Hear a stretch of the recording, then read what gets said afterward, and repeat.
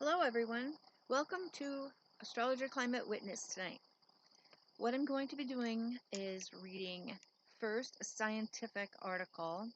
I didn't pull an actual study. I looked at a few about what I'm going to talk about, but they're very technical. I might add them in on the notes, okay, so that people can open them and read them themselves, but I'm reading an article that's more for the lay person.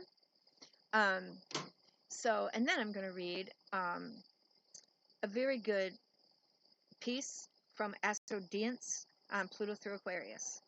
So, sun, oh dear. And so here we go. I'm going to start with one that discusses the 9 planetary boundaries that were developed by a team, but by a scientist named Rockstom. I can't remember his first name. I think it's Peter. Rockstrom was his name. And that's what this article is discussing. Let me see if I can. The sun is right in my eye, and that's even worse. Oh well. So, anyway, here we go. Hopefully, I can read this with the sun in my eyes. Should go down here in a couple more minutes. Okay. Oh, Alzheimer's impact. That's not what we had. Oh, where'd it go? It was right here. Oh, here we go.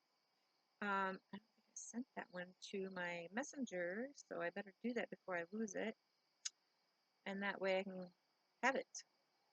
I have, my messenger is full of articles. And if I ever get a chance, I usually try to go back, but don't always get to go back. Okay. Humans have crossed 6 of the 9 planetary boundaries. So the boundaries are very important. That's what keeps us stable. Okay. Anyways, humans have crossed this. Scientists analyzed 9 so-called planetary boundaries and found humans are currently transgressing 6. Human activity is turning Earth into a world that may no longer adequately support the societies that we've built. That's the point. When you talk about extinction, it's not like everybody's going to die from a flood or anything. It's about losing the infrastructure of civilization. Okay. Scientists warn in a new study charting whether and by how much we have surpassed 9 planetary boundaries. The analysis builds on a 2009 paper that first outlined 9 planetary constraints that keep Earth's environment similar to that of the world humans lived in during the pre-industrial portion of the Holocene epoch. This period lasted for about 10,000 years until the Industrial Revolution began and humans started burning large amounts of fossil fuels and sending heat-trapping greenhouse gases into the atmosphere. In the new research published on Wednesday in Science Advances, researchers raised the alarm about what the potential consequences of this departure from humans' baseline might be.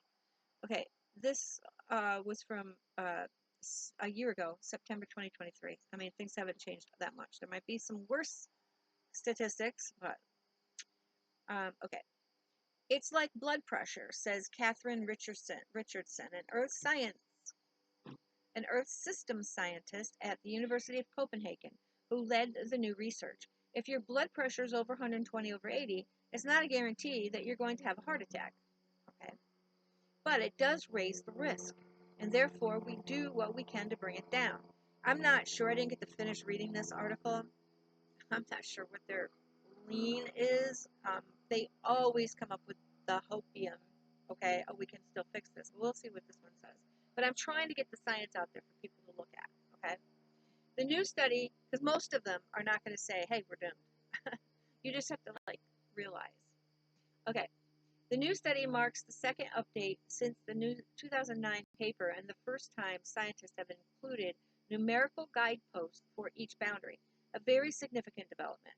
What is novel about this paper is it's the first time that all 9 boundaries have been quantified, says Rak Kim, an environmental social scientist at Utrecht University in the Netherlands, who wasn't involved in the new study. Since its initial presentation, the planetary boundaries model has drawn praise for presenting the various intertwined factors beyond climate change alone that influence Earth's habitability. I'm going to read that again. Since its initial presentation, the planetary boundaries model has drawn praise for presenting the various intertwined factors beyond climate change alone that influence Earth's habitability. Carbon dioxide levels are included in the framework, of course, but so are biodiversity loss, chemical pollution, changes in the use of land and fresh water, and the presence of the crucial elements nitrogen and phosphorus. They're really important for soil health. None of these boundaries stand in isolation. For example, land use changes can affect biodiversity, and carbon dioxide affects ocean acidification, among other connections. It's easy to think about. There are 9 boundaries, but I think it's a challenge to explain to people how these things interact. You remember, as astrologers, we realize that systems are whole. If you take the parts apart and only look at one in isolation, it doesn't tell the story, just like a chart. You know, we pick the chart apart and we study each piece, and then we put it together and make a whole, correct? So that's what you have to do with planetary overshoot, is what we're talking about here with the 9 boundaries, okay? Climate change is a subset. It's one of them.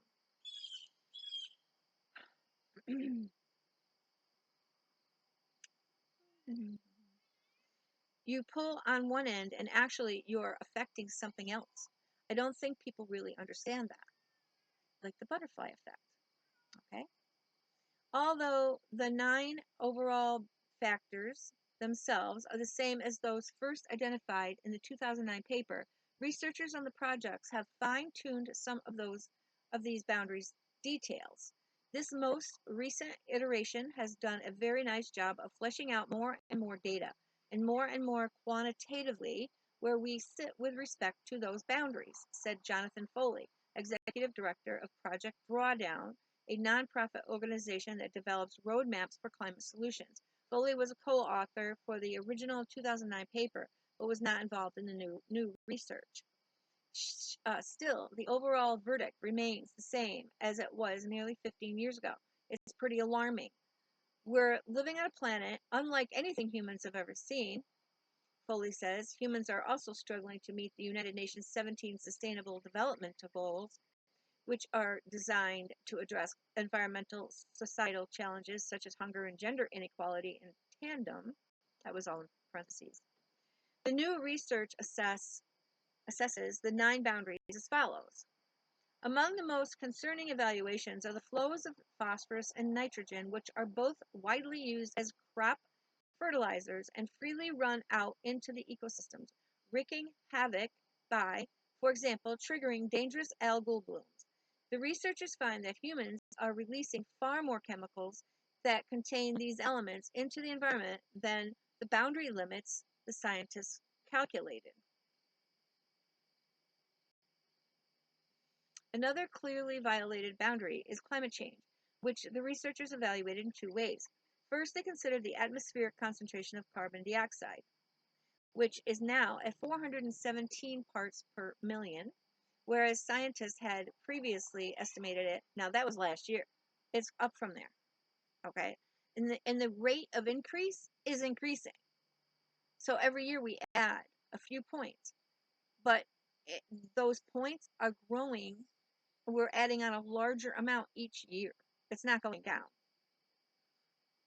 They identified safe boundary limits at 350 parts per million, which was surpassed in 1987. The scientists also considered radiative forcing, a measure of the balance of energy from sunlight that hits the Earth compared with thermal energy the planet loses. See, this is where the gases come in. The sun comes in to heat the planet, and yes, we're supposed to have greenhouse gases. That's what makes it Earth. It holds in some of that heat. But when you make that blanket too thick, or too many blankets, it holds in too much heat, and it can't escape back out into the atmosphere. Very basic. On both fronts, the team finds we're currently operating outside the recommended planetary boundaries.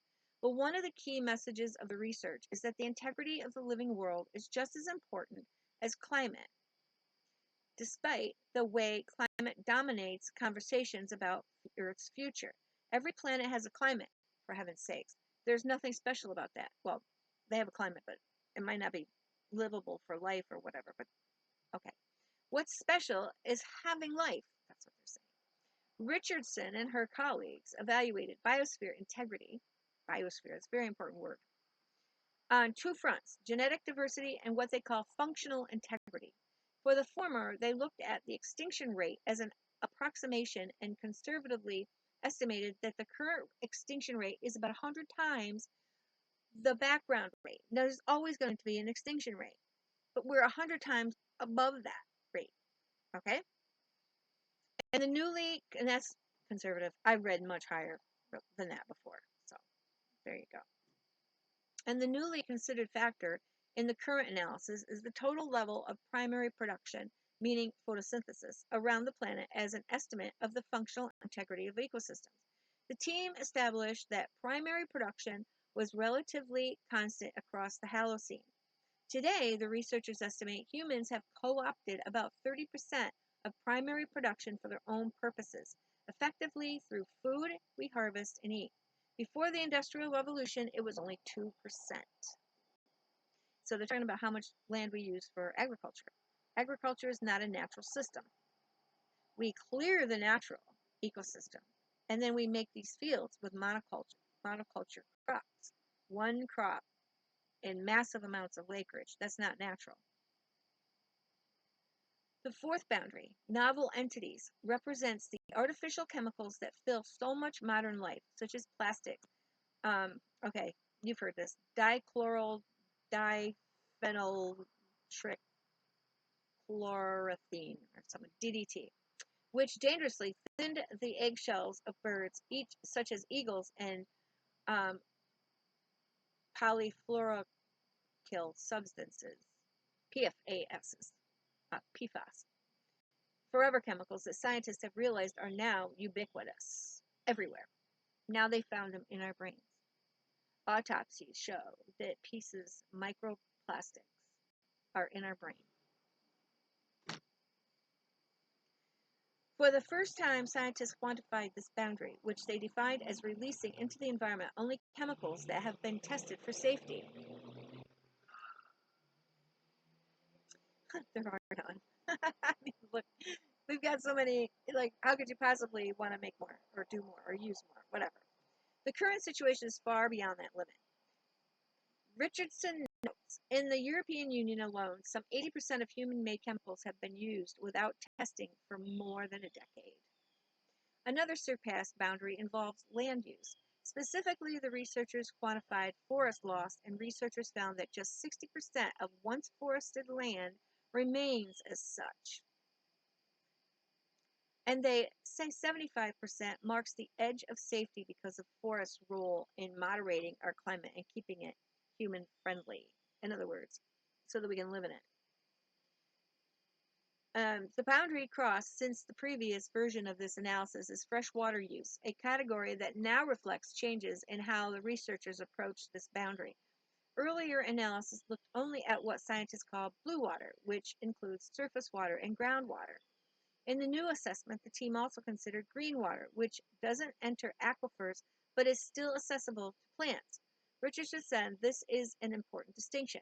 I think it was right to change the metric, and the metrics that we now choose show that we're on the wrong side. I'll be honest and say that if we'd used the old metrics, then we still wouldn't have crossed it. The final three categories represent the areas where humans have not yet exceeded planetary boundaries as defined by researchers. Ocean acidification, which we're so damn close, it's ridiculous. It's acidifying, but they're talking about a particular numerical, boundary. Atmospheric aerosol loading and ozone depletion. Only the last of these is trending in the right direction, thanks to the rare success of the Montreal Protocol and international agreement. Under this pact, countries have reduced their use of ozone-depleting chemicals, allowing the protective ozone layer high in the atmosphere to recover. Bunch of graphs. Um, even no. Ever since the initial presentation of the planetary boundaries, researchers have debated not just these metric details, but also the merits of such a system as a whole. For Richardson, planetary boundaries are a way to easily understand how much humans are taking from the Earth. I see it very positively in the sense that it's a kind of bank account, and understanding our relationship with the planet is power, and gives us power, and it gives us the possibility to develop sustainable societies. Not going to happen. Society needs something like this. It does, but we have no agency. Um, when you talk about the plutocrats at the top, yeah, and most people don't understand any of this. They think, when you look out here and you see this, you think, oh, it can't be that bad. Others say that although a better understanding of the current situation is helpful, the planetary boundary system doesn't address the inertia. A moving object, okay, continuous. It just keeps going because it's feedback. Bloop, bloop, bloop, bloop, like dominoes. And complexity we must tackle to pull ourselves back within our planetary limits. From a policy point of view, we don't need more information to act. That's the problem. Acting. Wow. Yeah. Oh, let's do some more technology. Let's make massive amounts of solar panels and windmills and rip up the planet for the rare earth minerals and, yeah, you know. Okay. Foley says his focus has also turned to action. Although his organization's effort lay out roadmaps for dealing with one boundary, climate change, he says the others need similar work.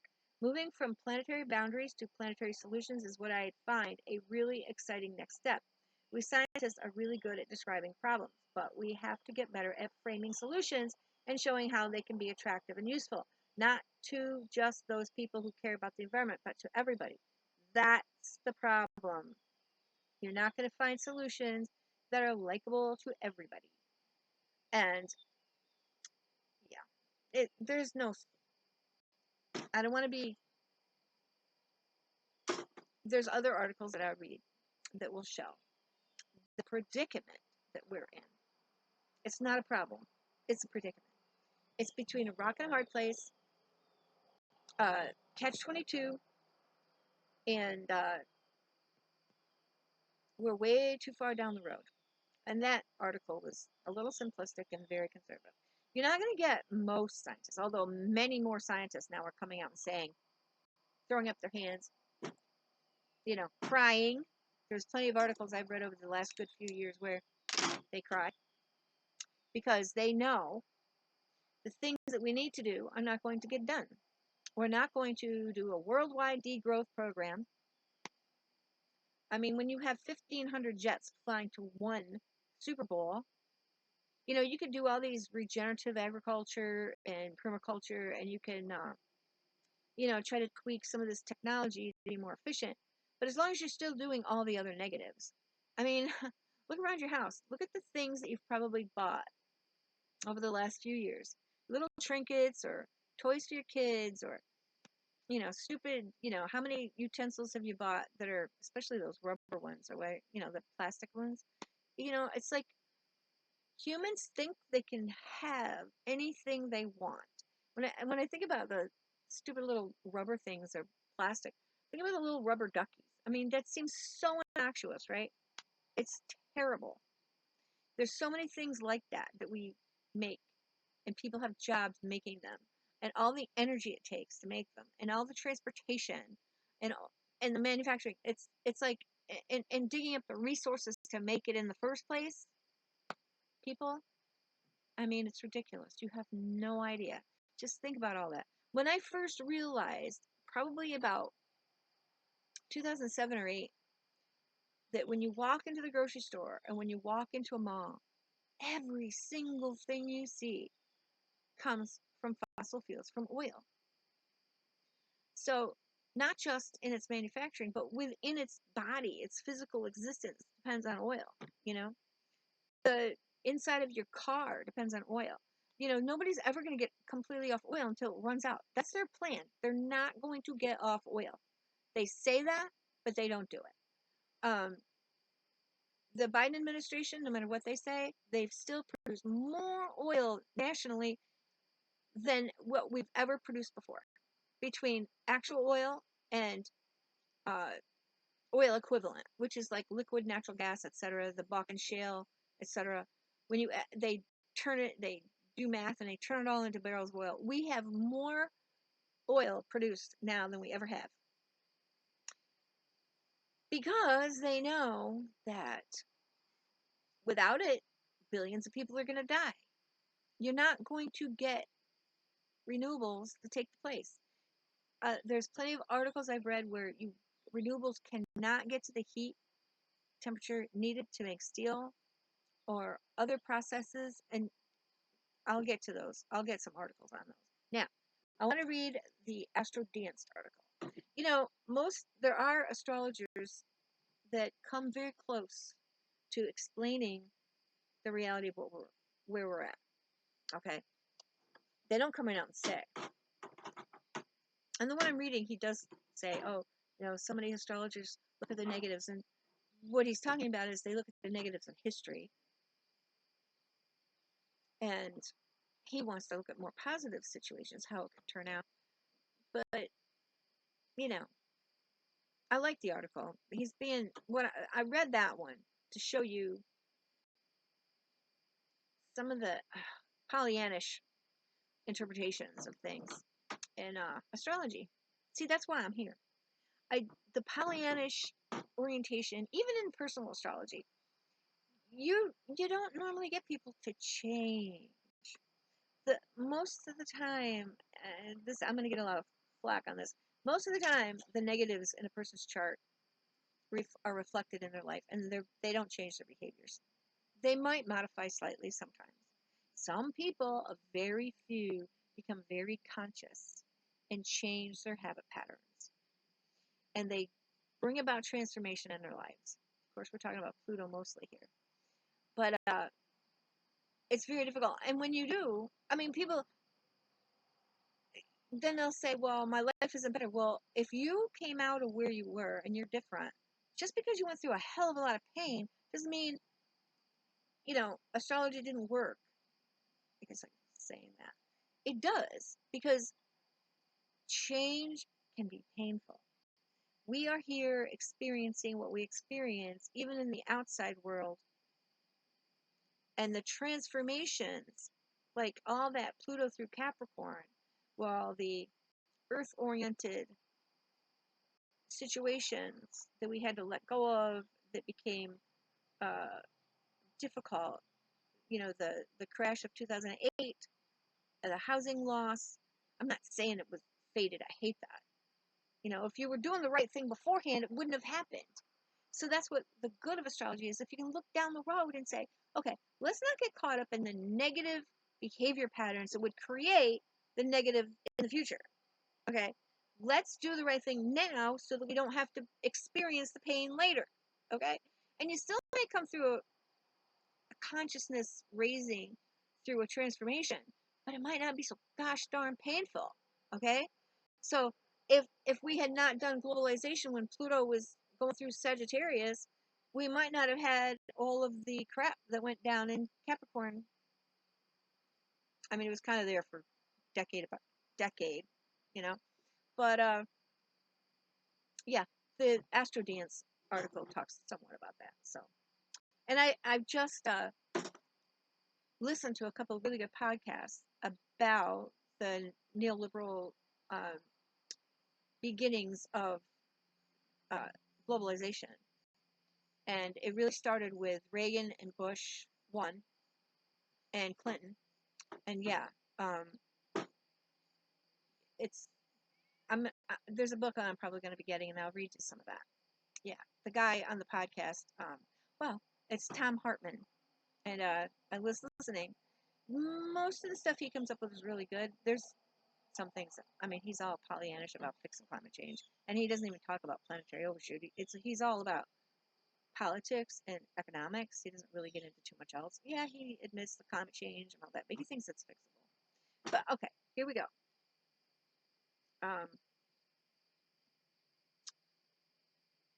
We got to get back to article.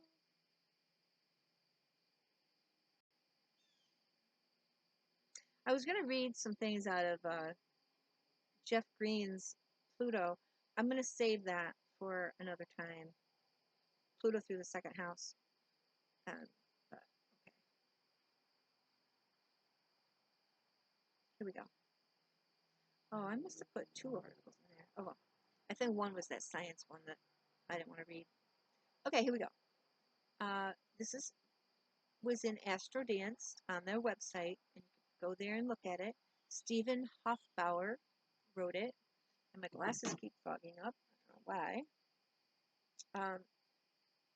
Again, like I said, one of the reasons I'm on here is to get people to not be so Pollyannish about their interpretations. I know that when you're sitting there with a client, you're not going to say, "Oh yeah," and tell them all this negative stuff. I know that, but and some astrologers do address these things, and they couch it and talk about it, and they're able to talk about it in a way to get the point across to the person, so they're aware, and maybe they draw it out of the person, so they admit some of the things, right? And then they can talk about it and discuss it. And many times when you're reading an interpretation online, some of those very simplistic ones, it's very one-dimensional. You really have to, one of the things I've come up with is the signs, for instance. Don't apply them to the person.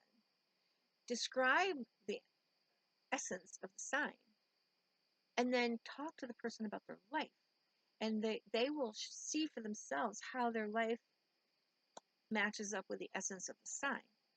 Okay? All right, here we go. About 15 years in Capricorn, Pluto's gradual transition into Aquarius begins in 2023. This sign change will take place in 3 steps. In 2023, Pluto will first change to Aquarius for about 3 months and then return to Capricorn for a little more than 7 months. In 2024, it will remain in Aquarius for more than 7 months before returning to Capricorn for 2.5 months in the fall, from where it will finally and permanently change to Aquarius on November 19th, 2024, after the election. Ought to be interesting. I'm studying it. I don't like to make predictions necessarily, but all you got to do is look at the principles of the signs and planets and houses. When transiting Uranus, Neptune, and Pluto first enter a new sign of the zodiac, there are often striking historical events associated with that energy. For example, the cases of sexual abuse in the Catholic Church, which became increasingly public from the mid-1990s when Pluto entered Sagittarius, or the Great Earthquake in Fukushima, which occurred at the same time Uranus transited into Aries. Especially with Pluto, which also signifies unconscious currents, needs, and taboos, we can often only assess and introspect and retrospect what really changed during its passage through the sign.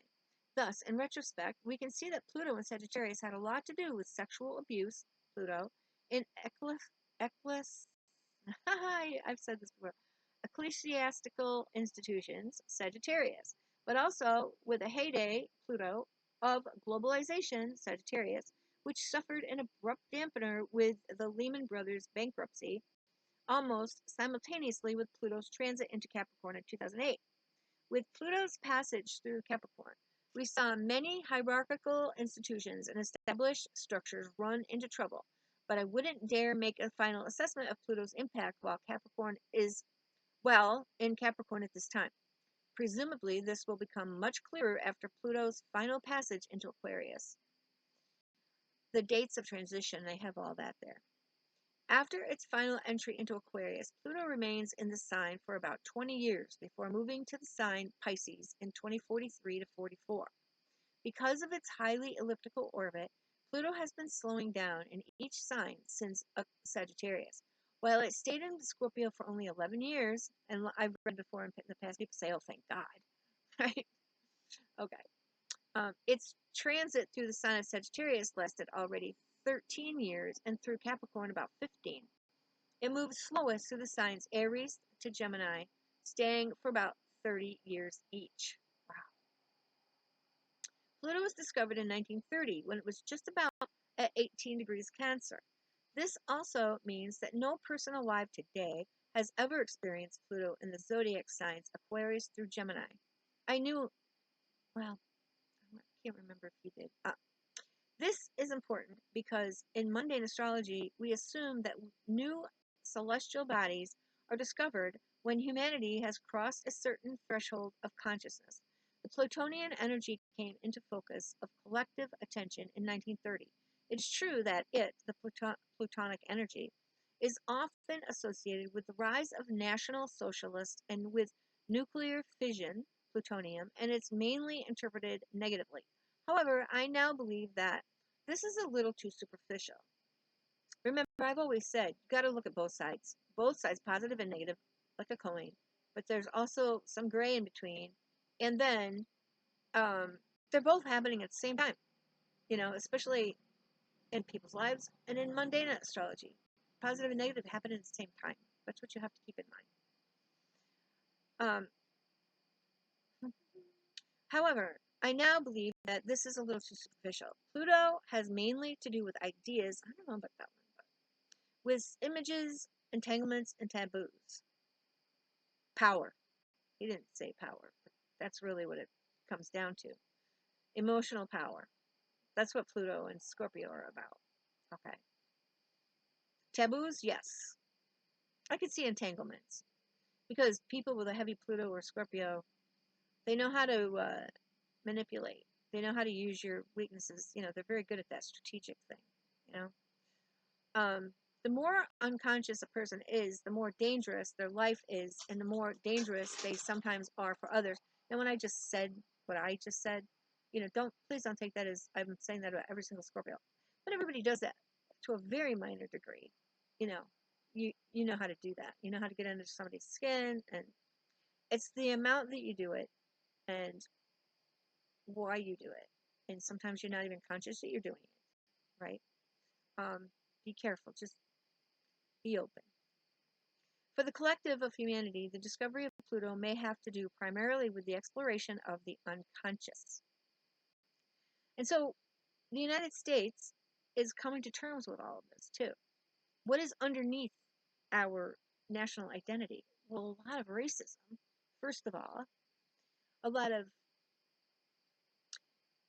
fear that what somebody has built and what somebody has made of themselves is going to be ripped out from under them, and fear of the other on the outer rims or on the outside of our national boundaries. I mean, you look at our history with world wars, etc. I mean, people, you have to respect the fact that we live on a planet with too many people. That's another issue. I mean, they didn't even talk about population on the 9 planetary boundaries. I'll bet you if you really go into the depths of a good study on that, or a good explanation, they'll cover that. Okay. For the collective humanity, the discovery of Pluto may have to do primarily with the exploration of the unconscious. Wherever Pluto transits in the individual horoscope, we have to deal with disassociated personality parts. So look at the United States. It's through the second house, and it's going to be there for a long time. Believe me, I know, because I have almost the exact same outer rim of the chart. The United States chart is 12 degrees. I'm 13. Same interception. Of course, planets are very different. Now, when I did the another video about a month or two ago, it was when the Supreme Court handed down the immunity decision on presidential immunity. And I came up with that chart, and I said, maybe it's a new chart for the United States. I don't know. I think there's things are going to devolve even more, and that might not have been, but it might be a transition chart showing the devolution of what's happening with our government. I know everybody's all, optimistic and up in the air and positive because of Kamala Harris. She's wonderful. Does she know about planetary overshoot?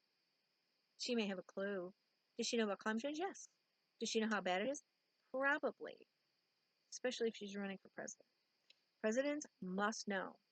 I just read an article earlier today where Bush knew. What was it they said? I forgot. But anyway, let me finish this. Okay.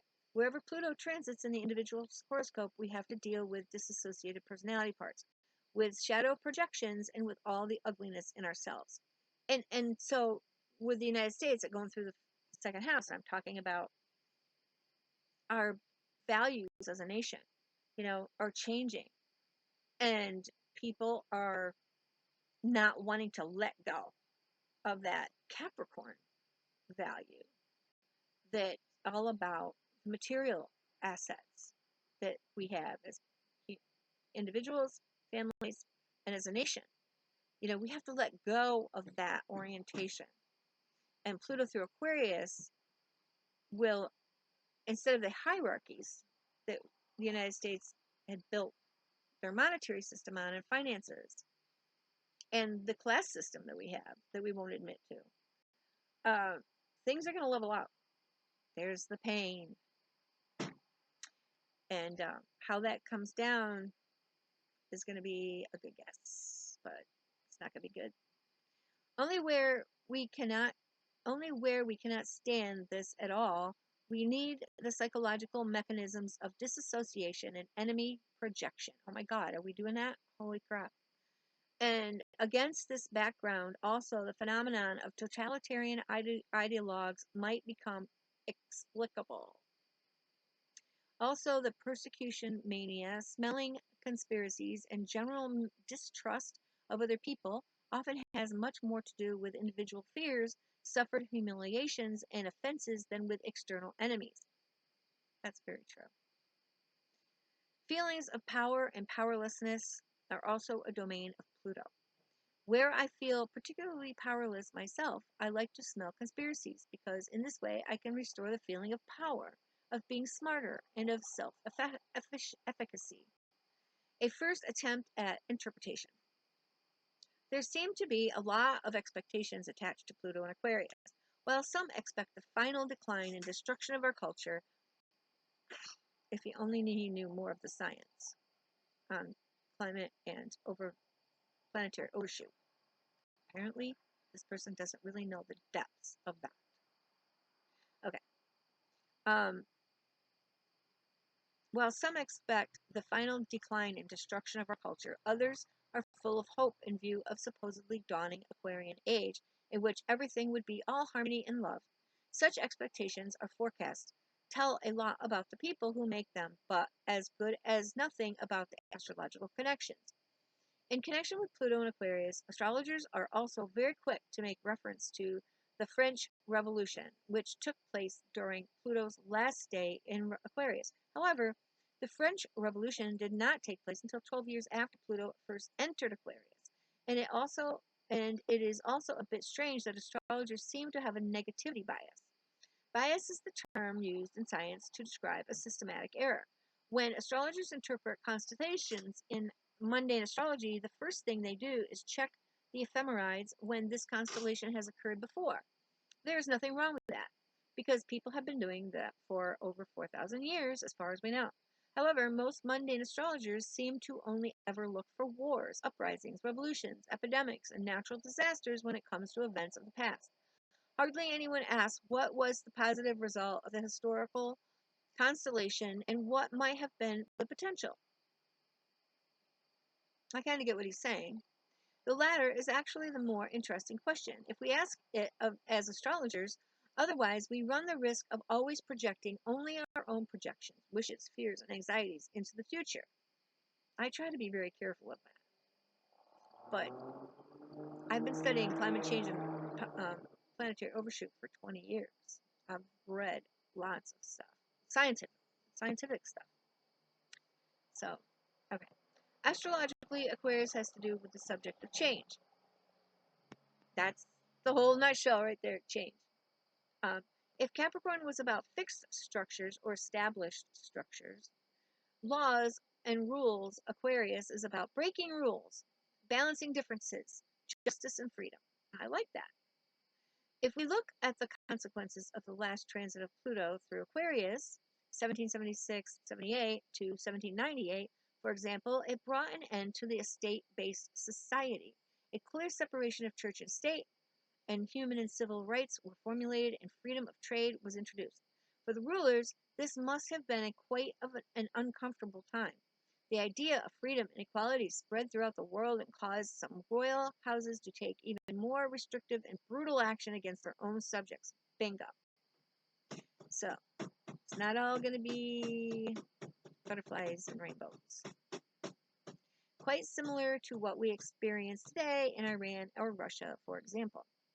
In my opinion, we must not make the mistake of singling out individual historical events and viewing them as the sole manifestation of a particular astrological constellation. Right, because as I said, there's always going to be the positive and always going to be the negative happening at the same time. You've got factions within a government, factions within a class that work against each other, okay, and have their own agenda. You got to keep that in mind. Think Game of Thrones. Okay, there was different factions having their own agenda, right? The top didn't work together to keep power, and the bottom was down here. Yeah, different factions.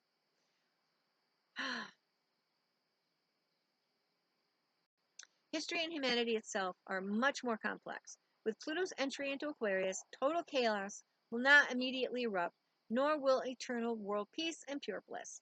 Pluto's entry into Aquarius will bring us new ideas, new themes, and new focuses.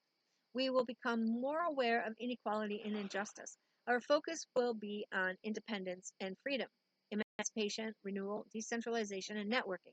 We will question many previous values, bingo, including forms of government, hierarchies in companies, in government, hierarchies in the way our government is, instead of totally centralized. It will end up, according to what's happening in our ecosystems, decentralized. And there may be smaller, more localized governing. And I'm not saying I'm a state, I'm saying that might be the dissolution of our one government, okay? That's a possibility because of the stresses that are going to be upon us, and because people don't want to change. If I thought everybody was like, "Oh yeah, let's be positive and let's do this and let's do whatever we can to stay together as one nation," if I thought that was going to be the case, but I don't think it's going to be. By the latter, I mean physics view of the nature of things, and yet let me read that again. We will question many previous values, including forms of government, hierarchies in companies, previous bureaucratic processes, international treaties, but also the structure of the world itself.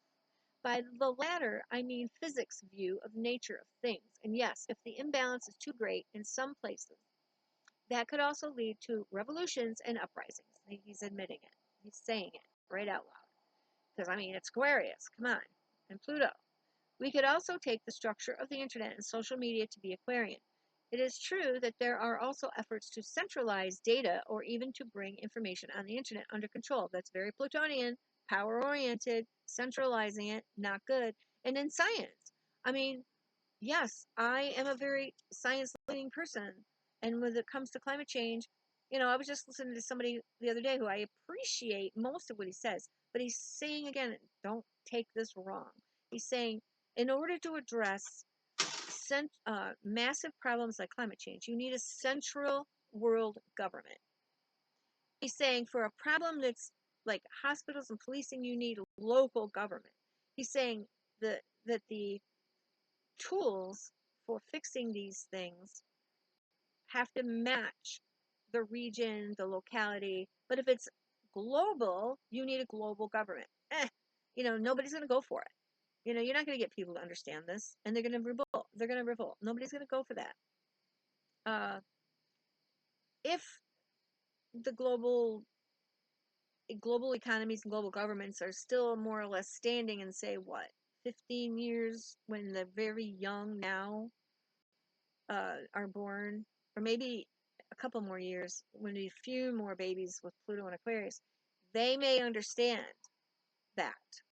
But there's always going to be that play back and forth between the negative use of Pluto and Aquarius and the positive. It's always going to be happening at the same time.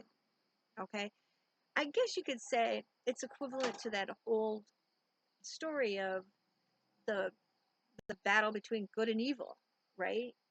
That's really what we're talking about here. And I'm not using it in, I'm only using it as symbolic, right? But like, you're always going to have people that use the energies and the trends negatively. And you can have those that really have their heart in making things good, right? It's difficult sometimes to know the difference. I mean, there's plenty of examples over the centuries of people who thought they were doing good and really they were doing bad. But generally speaking, you get what I'm saying. Okay. In this way, Pluto goes. Okay. Oh, I said. In the very best case, humanity itself transforms into a cooperative community. Not with 8 billion people. There's not enough resources. Trust me. Not enough. And when I'm talking resources, I'm not talking about minerals under the ground. I'm talking about water, soil, healthy soil. They can actually grow food when you don't have massive amounts of fertilizer that are made from natural gas. Okay. Maybe we finally understand that wars do not work, that exchange, communication, and solidarity are the better solutions. Perhaps the current crisis, corona, energy crisis, coronavirus, energy crisis, inflation, labor shortage, climate crisis, are reason enough to realize that we can achieve more with the joint efforts. But we know from psychology that the transformation and development can only happen if we look honestly and without blinkers at what is happening right now. Yeah, if more and more and more people would really read the real science of how bad, how terrible everything really is ecologically, they'd probably have to like take a chill pill. And the only answer would be for people to say, yes, we need degrowth. You can't keep doing capitalism. It doesn't work. It's got us into this mess because everything requires a profit and you have to pay shareholders and they don't care that they're ripping up the ecosystems and killing the ecosystems. And everybody's thinking, oh, but we have to do this to keep people alive. Well, if you change to a degrowth and you do a planned powering down, at this point, I've read many people now that are saying that's not even going to save us. We might be able to save some of the living planet. Probably won't save us. Okay. Okay. Let me keep reading. Looking honestly, without blinkers, at what is happening right now. As long as we act as if there are no problems or delude ourselves, no transformation can happen. And if you don't educate the people, you're not going to have a transformation. You're going to have a revolution because they're not going to understand why certain things have to happen. The current Uranus, and I am not talking about, oh, we have to all switch to electric stoves in our kitchens. I'm not talking about that. That is not going to do a damn thing. I don't want an electric stove. I would rather cook outdoors, okay? Yeah, it's really complicated. We experienced an exact Uranus-Pluto square 7 times in the years from 2012 to 2015. This was the breakthrough crisis of a cycle that began in 1966 to 67 in the zodiac sign of Virgo. With Pluto's entry into Aquarius, we get to deal with a similar energy, not only because Pluto in Aquarius in itself contains the Uranus-Pluto planetary theme, but also because Pluto is in trine with Uranus for almost 6 years, starting in 2024. So, that in the United States chart is between the 2nd house and the 6th house. Or no, excuse me. Yeah, the 6th house. Yeah, the 2nd house and the 6th house. So that's United States finance and labor, work, health. So there might, for a while, be some changes in the way people work. We've already seen some of that, right? In the way people work and what kind of jobs are available and health. So maybe in a couple of years we might get Medicare for all or, single payer health care. I don't know. I mean, it would be a push at this point. I mean, Obamacare, I've had it for a good few years, but and it's better than paying $7,000 for my employer that I had, a year and still with a $2,000 deductible. I mean, yeah, who knows? That could be how that trine plays out. It might bring about that type of change, which is good societal wise. it's not really going to do that much for the planet, for the ecosystems. I mean, it might help ecosystems a little if we really change our concepts of if we need to work and how we need to work. Like, what kind of jobs do we really need to manufacture rubber duckies? I mean, come on. Do we really need professional sports?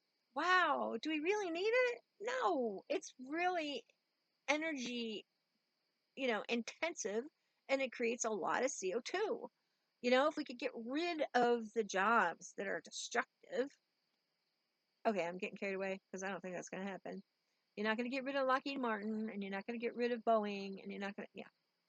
But, there might be a trend in the direction of certain things. Okay, it might help a little. Okay. Okay.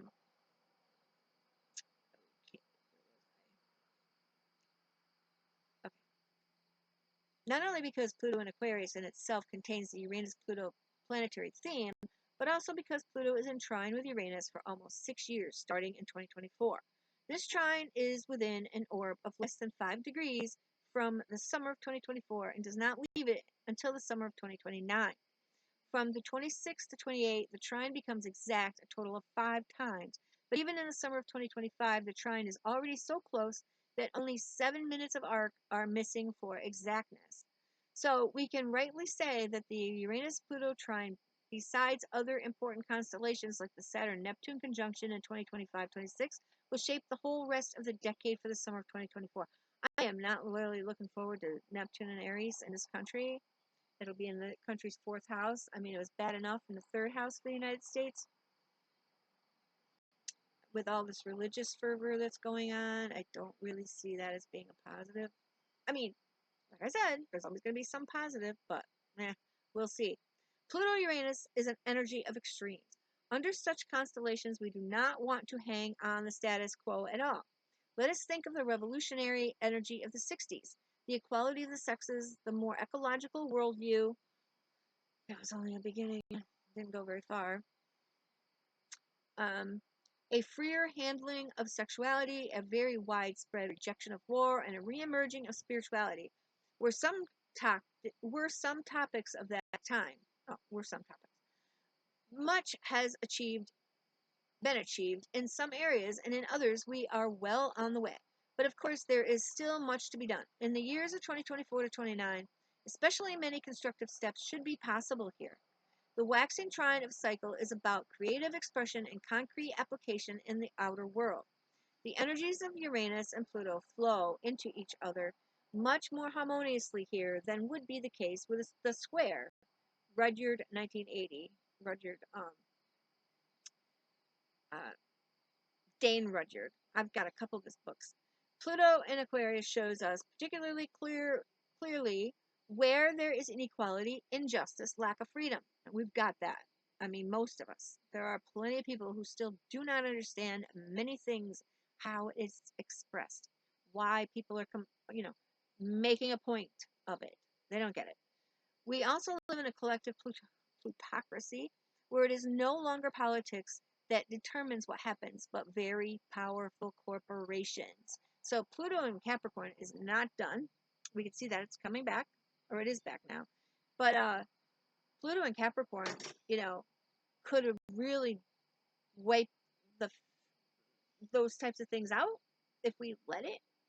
I mean, when it was there last time, it basically was the beginning of the fall of the British Empire. Okay, in the rise of the United States. Okay, so some of these string pullers in the background are not even known to the public. Powerful corporations and powerful rich people. Yeah. With Pluto, we're finding out more and more if you pay attention. If you're reading, not just listening to the news on TV, but if you're reading, you'll find more and more of who that is. With Pluto's entry in Aquarius, things will not automatically get better, but the world's focus will shift to these issues. At the end of a hard road, he's putting it very softly there. The world should be a much fairer, more equal, and freer than it was until the early 2020s. Okay, you know, he really puts a positive spin on it there at the end. Because I know the science of our ecological breakdown, yeah, that I got to cover more of that here so that people know where we're at. I mean, for instance, Arctic ice coverage, once it gets below a certain number of hectares, we get the blue ocean event. I mean, we've almost got that. I mean, it's been low enough. Right now, I'm trying to remember, was it below 4 million square hectares, or was it 1 million? I think it's 1. I'm going crazy right here. But I'll get one of those articles. Lots of times when I think of doing this, I find the scientific articles, and they're a little too, intense with all the scientific jargon. I gotta remember that. And then I put a good one on Messenger, and then I don't go back and find it. It could have been a month ago. So, the blue ocean event. If we get a blue ocean event in the next few years, they say we're going to have one by 2030 or into the 2030s. That means there's not enough ice by the end of summer to keep the waters of the Arctic Ocean from getting so warm that it causes massive changes in weather patterns that we are way beyond what we've already got. Okay. And then you've got the Atlantic Meridional Oscillation Current, which is the conveyor belt that brings warm water up to Europe, etc., and warms Europe. That's already slowing down. It's slowed down by 13% already. Okay. So they're talking about when it's going to stop. Will it stop this century by the 2040s or 50s like they say it might? Or will it not stop until the next century? It doesn't matter. Once it gets slow enough, it's going to cause problems. It doesn't have to come to a complete stop to cause problems. Okay? So you've got all these things happening, and most people are not aware of this. Ocean acidification is so bad, killing coral reefs. Coral reefs, I just read where the coral reef that runs along Australia and along into that part of the ocean is the size of Japan and some other small country together, I think it was. I mean, that's how big this is. And there's so much biodiversity in there. The coral reefs help keep the oceans alive. Okay? We lose the coral reefs, that's part of the oceans dying. The acidification causes so many problems, and that's one of them.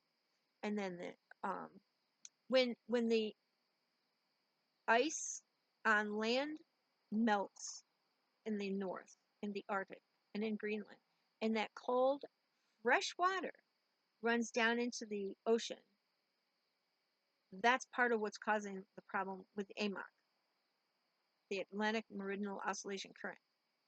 And that heavier cold, um, no, that cold water is light, but even though it's cold, it doesn't really sink. I think I'm getting this right.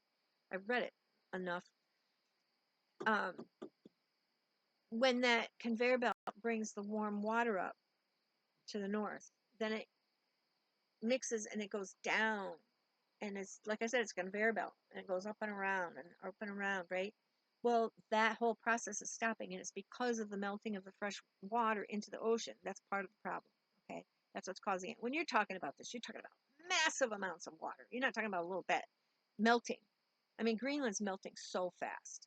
And the other problem that's causing melt is the soot from industrial civilization landing on these glaciers and on the ice on land and causing them to absorb the sun instead of reflecting. The white would reflect, but the black soot. It's amazingly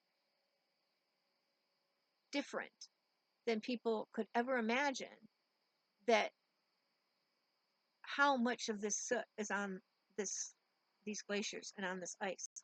It just covers. It's massive. It's not just some small thing. You think so. Okay. No, it's massive.